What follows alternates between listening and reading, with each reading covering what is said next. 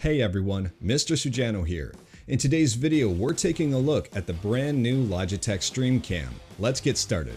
Alright, to kick things off, the whole reason I'm looking at the Logitech StreamCam is to replace the existing camera I'm using on my channel. I've been using the Logitech C920, it's right here and right over there too. So I've been using this camera for the last number of years on this channel and it served me very well, but I am looking for an upgrade. And this is where the Logitech StreamCam enters the game. Yes, it's not a 4K camera, but at the same time it will do 1080p at 60 frames a second. Included in the packaging for the StreamCam are two different mounts. One mount is specifically for a tripod, and the other mount is designed for your monitor. Now this is a little different than other Logitech cameras on the market. For example, the C920 here has the monitor mount, which is this right here, and the tripod mount built in all in one. The camera easily detaches from either mount, and both mounts support vertical or horizontal filming. The cable on the StreamCam is not detachable. Now this is a major detractor for some people. For me, the camera is sitting behind my monitor or on top of my monitor, and I don't really have to worry about moving it around, so I don't really care if it detaches or not. But the cable length is not very long. It's actually a fairly short cable. So if your camera is located a fair distance from your computer, you might run into some issues.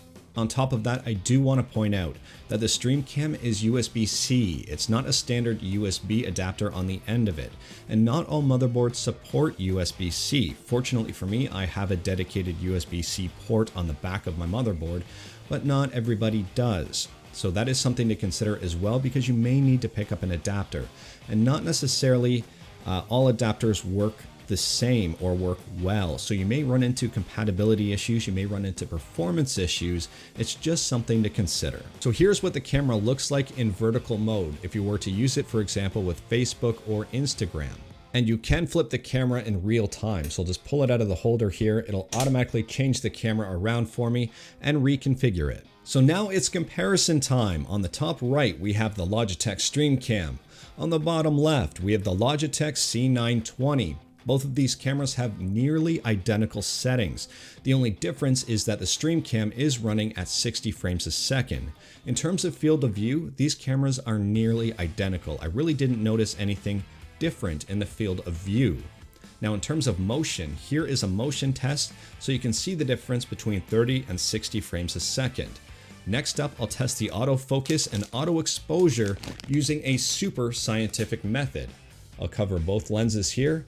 Wait 3, 2, and 1, and pull it away, and now you can see how long it takes each camera to fully adjust. So now I have expanded the image on both cameras just to see what level of detail remains when you do kind of zoom in and stretch things out a little bit. I've had to trim off the edges of both cameras to fit everything in one frame. I'll check out the motion between both cameras here, and then we'll move into the autofocus and auto exposure test. So we'll cover both lenses, put this right up to the lenses here in 3, 2, and 1. Now on to the next test. Here are both cameras using the Chroma key filter. I put up the Elgato green screen behind me, and both Chroma key settings are nearly identical. Now I'm just checking motion between both cameras, and I'll check autofocus as well. So this is what the motion looks like. And I'll hold something up to the camera here, maybe a pack of mini eggs, cover both cameras, and then pull it away. And you can see the adjustment between the two cameras. Now for this test, I'm going to see how each camera handles different lighting. Right now, I have all of the lights on in my room. Every single light. I also have my curtains open so that the light shines in from there. What I'll do from here is start turning off lights and see how things work. So I've just shut off about 50% of the lighting in my room. Right now, I only have my two YouTube lights on and my window open.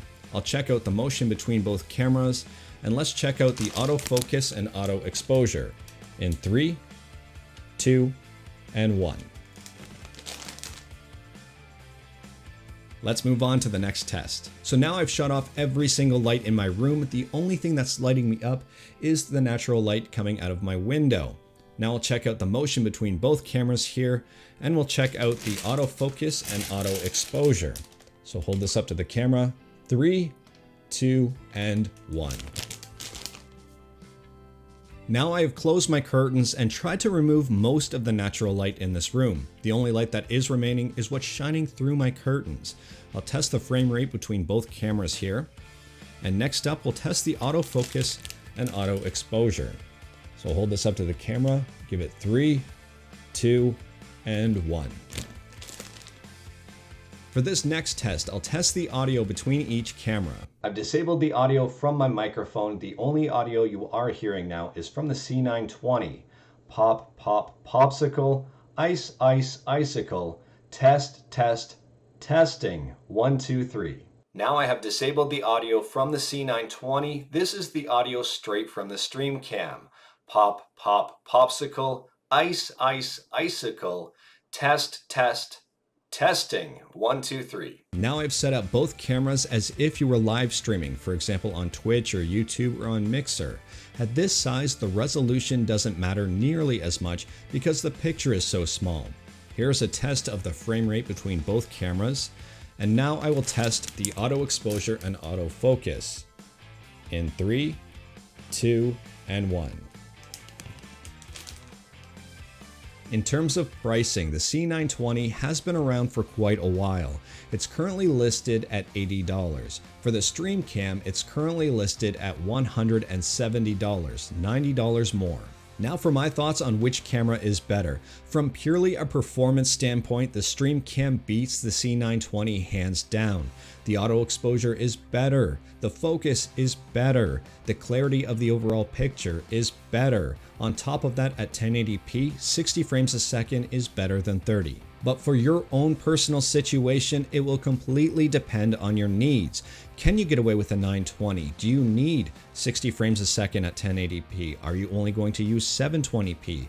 Because the 920 does 60 frames a second at 720p. On top of that, are you a heavy webcam user or a casual webcam user? Is your lighting different?